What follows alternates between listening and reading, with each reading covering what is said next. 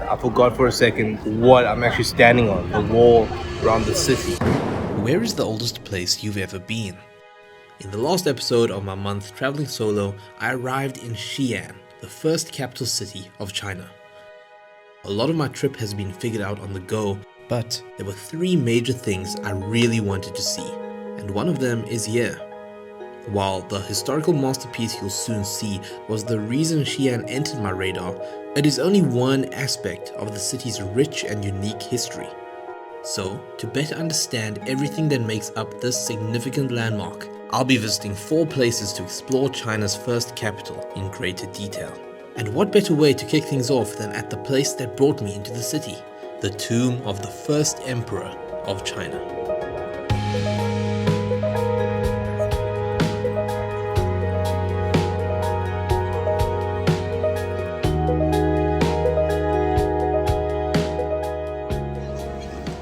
We've arrived at one of my other highlights of the trip, the Terracotta Army, one of the greatest archaeological finds in history. So I'm super excited to be here. Yeah, hopefully it's not too full. Well, it will be full. I'm sure it'll be cool to see in person. China's first emperor, Qinshihuang, commissioned an army to be built and buried with him to protect him in the afterlife. And that's where we started the day.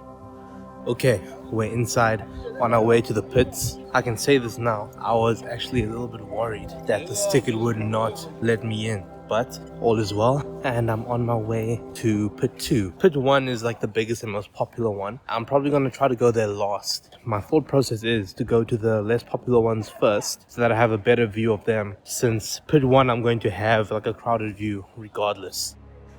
First, I visited pit 2. It's characterized by a unique layout and is historically the most open to interpretation.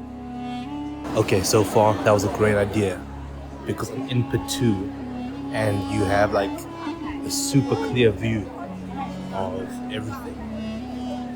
Wow, if this is pit 2, I don't want to know how big pit 1 is, because this is massive.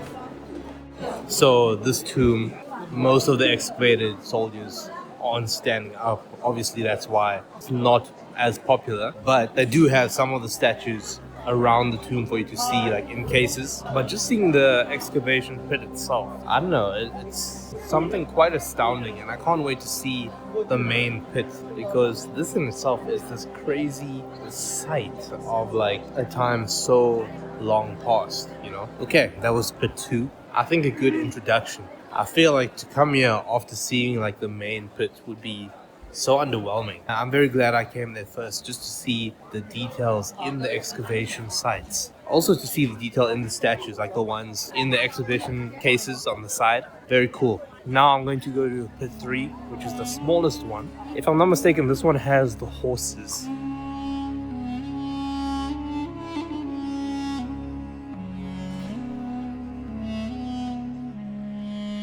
We are definitely scaling up with this one. Even though it's the smallest pit, it's way more popular.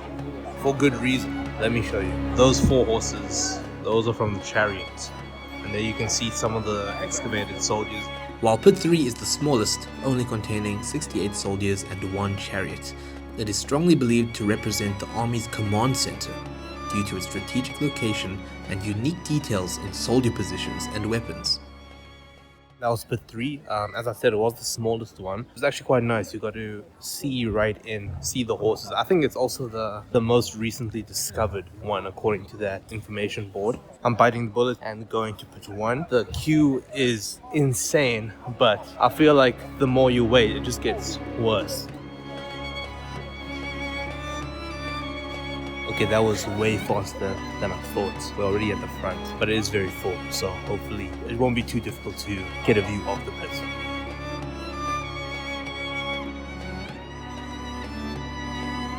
Okay, this one is way bigger. Like, this is like a stadium.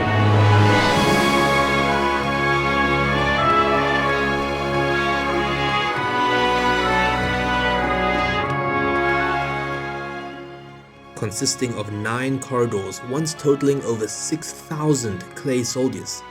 Pit 1's popularity was certainly no surprise. feel like I've been saying this for every attraction, but the scale is insane. For this one specifically, because I've seen it so much in different, I don't know, films and media and stuff like that, this one is crazy to see in real life, like the Great Wall. And again, like I don't think I can really capture how big this pit is, but it's incredible. I'm gonna try to walk all the way to the back because there are some soldiers who are like level with you, but as you can see in the clip, it's quite popular. Like constant streams. The pits have revealed vital historical military insight to how Emperor Qin's troops once operated. This is a really good look at them. These are some data collection examples. A notable feature about the soldiers is the incredible individuality between them. Differences in height, uniform and hairstyle portrayed each soldier's rank, and these traits each had further variations. Yeah, as I said in the previous clip, the detail on them is some other level craftsmanship. After taking a closer look at the data collection areas, I exited the final pit and made my way to the Mausoleum site's final area. Wow, what a sight. And I think the thing that makes it so incredible, obviously besides the scale, is just how long ago it was made and how long it's been preserved for. It was only discovered like 2,000 years after it was originally buried. So that alone is this like insane amount of time. To end off the visit to the Emperor's Mausoleum, I walked through the exhibition hall, which highlighted different facts about the era this artifact is from and its journey to becoming a world-famous heritage site. As a symbol of a monumental era in Chinese history, it was quite difficult to comprehend what I was in the presence of.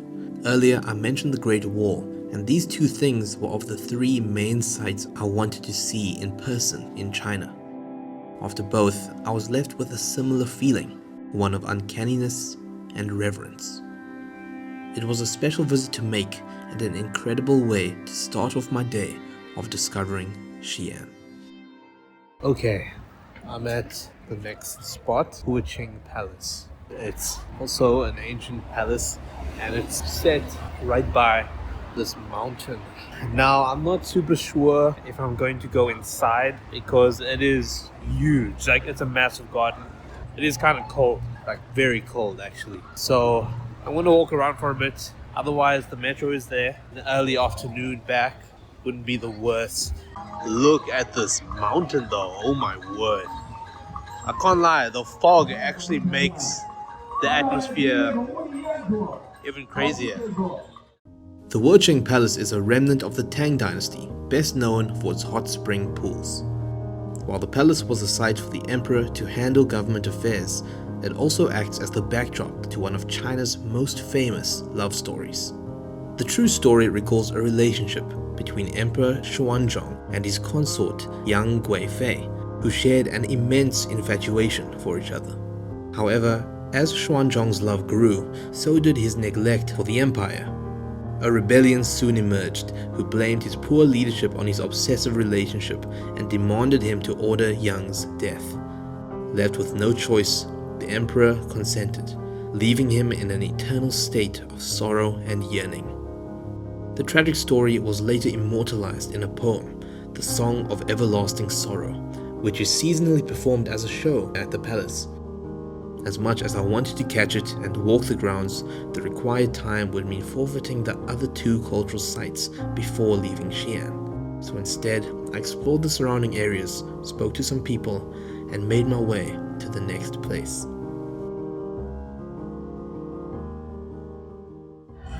I am rested, I am rejuvenated, and I'm outside Xi'an city wall.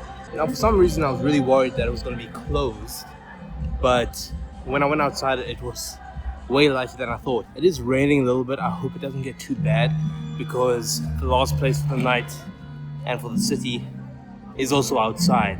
The wall is massive. I don't think you'll see it in the video, but it surrounds the whole city. To my understanding, enough waffling. I'm gonna go and try and climb on it.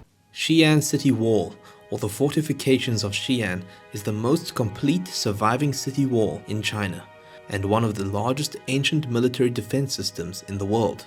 With a total length of 13.7 kilometers, the rectangular structure is 12 meters tall and surrounds the city center.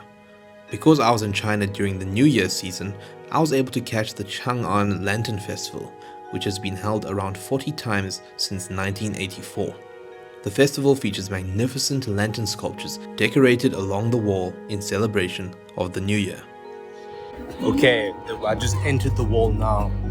There are some pretty cool lights already set up. I think that's part of the Chang'an Lantern Festival that they have here. I have no idea what more to expect, but I'm about to find out.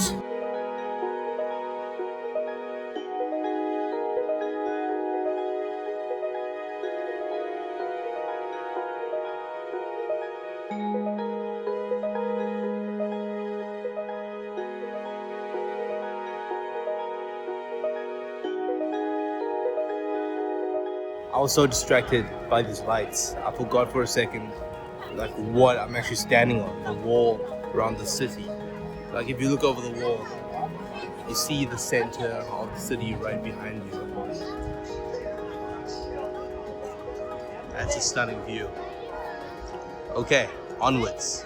I entered the wall from the south gate, one of the 4 cardinal gates and 18 total gates along the fortifications. As I walked towards the east gate, the city wall provided a peaceful scene.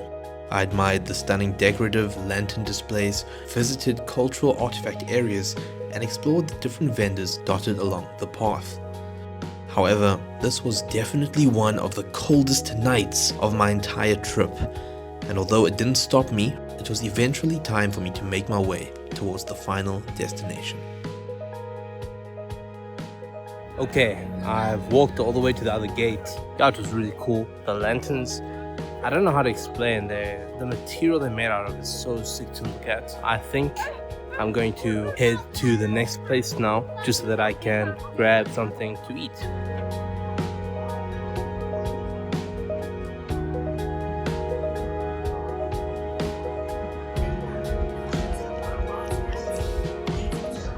It's the final destination of the night and the final destination of the city. This is one that I have high hopes for because I'm quite hungry, and apparently the food here is very, very good. The place where I'm at is called the Muslim Quarter, and basically because the city is at the start of the Silk Road, it has a long history of ties to the Middle East.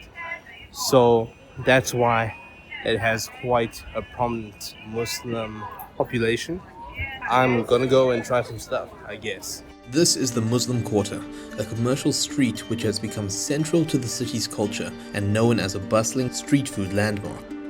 It is also a residential area to around 60,000 people, many of whom practice Islam.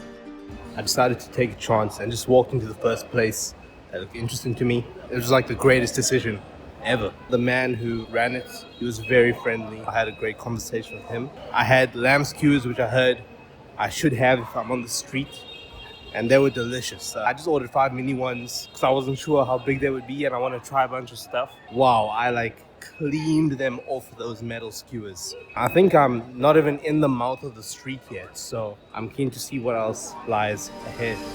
The area was characterized by narrow streets, relentless motorbikes, and bright signs. The different stalls offered a range of snacks, goods, and crafts. Okay, walked a bit further down the street. I'm definitely getting more into the lively vibe. I just ordered 2 more things. I got this one dessert, nougat type thing. That was delicious. It had a specific name. I actually will go back and find what it's called. Another thing I had is the spicy potato mix. I just tasted it now. It's really good. I have to keep walking down the street if this is the type of food because it's so tasty.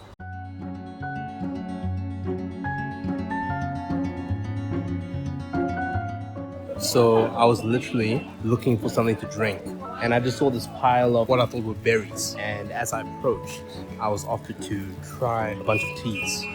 I didn't realize that I was gonna get to try all the teas though. So that's what I'm about to do. I was slowly guided through the entire range of floral and fruity teas, and they were exactly what I needed for the cold. Between tastings, I loved chatting with the friendly assistant, but she did let me know that she was a bit camera shy. This is the damage of the samples. I'm currently deciding which one to buy. Wish me luck.